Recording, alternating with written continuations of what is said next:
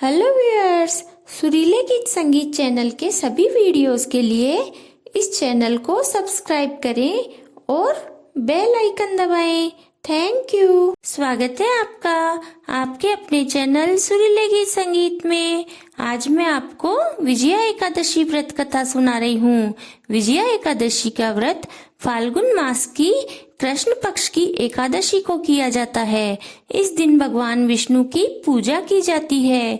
इस व्रत के करने वालों को सभी कार्यों में सफलता मिलती है।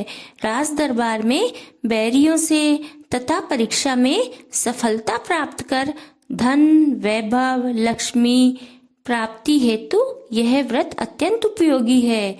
इस दिन स्वर्ण, चांदी, तांबे या मिट्टी के घड़े को जल से भरकर उसमें पंच पल्लव यानी आम, बड़, पीपल आदि वृक्ष के 5 पत्ते रखकर वेदी पर स्थापित कर उसके नीचे 7 प्रकार के अनाज रखकर उसके ऊपर श्री नारायण भगवान की स्वर्ण, तांबा या पीतल आदि किसी भी धातु की प्रतिमा रखें। धूप, दीप, नैवेद्य आदि से पूजन करें, कथा करें। विजया एकादशी व्रत में सिंगाड़े का साकार किया जाता है। अब मैं आपको विजया एकादशी व्रत कथा सुनाती हूँ। एक दिन युधिष्ठिर ने श्री कृष्ण भगवान से पूछा, हे प्रभु, फागुन महीने के कृष्ण पक्ष की एकादशी का क्या नाम है तथा उसके करने की क्या विधि है, सो आप कृपया करके कहिए। तब श्री कृष्ण भगवान ने कहा, हे धर्मराज, फागुन महीने के कृष्ण पक्ष की एकादशी का नाम विजया है। इस विजया एकादशी के महात्म्य के सुनने तथा पाठ करने से समस्त पाप दूर हो जाते हैं। मैं तुम्हें इसकी कथा सुनाता हूँ।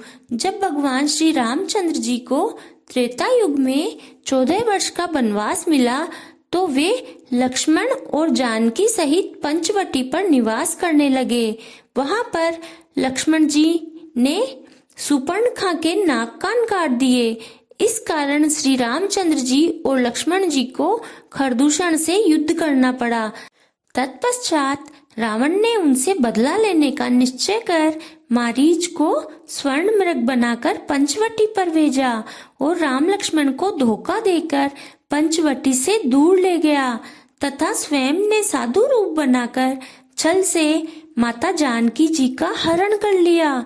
और इधर जब रामचंद्र जी और लक्ष्मण जी वापिस आए तो वहां पर माता जानकी को न पाकर अत्यंत दुखी हुए और आगे चलकर दोनों ऋषिमुख पर्वत के निकट आए।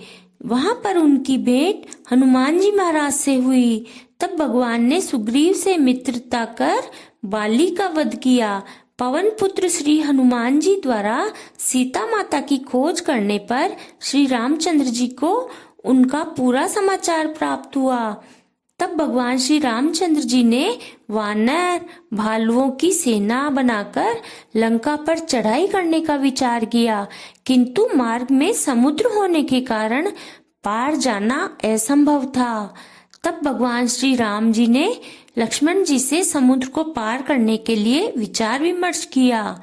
लक्ष्मण जी ने कहा, हे मर्यादा पुरुषोत्तम, यहाँ से आधा योजन दूरी पर कुमारी नामक द्वीप है जिसमें वक्दालभ्य नाम के मुनि का आश्रम है।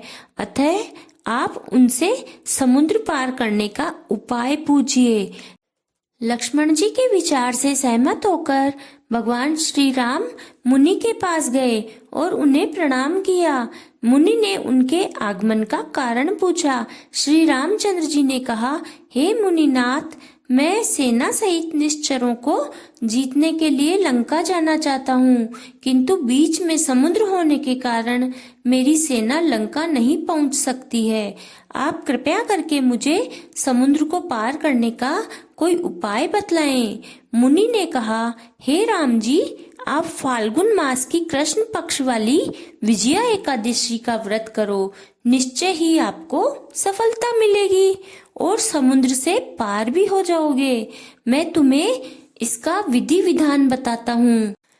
दशमी के दिन सोना, चांदी, तांबा अथवा मिट्टी किसी का भी एक घड़ा जल से भरकर उसके ऊपर पंच पल्लव रख वेदिका पर स्थापित करें।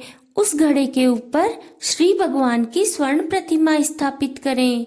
एकादशी के दिन स्नान आदि नित्य कर्म से निवृत्त होकर भगवान की पूजा करें तथा उस पूरे दिन और रात्रि को उस घड़े के सामने बैठकर भगवत भजन करते रहें।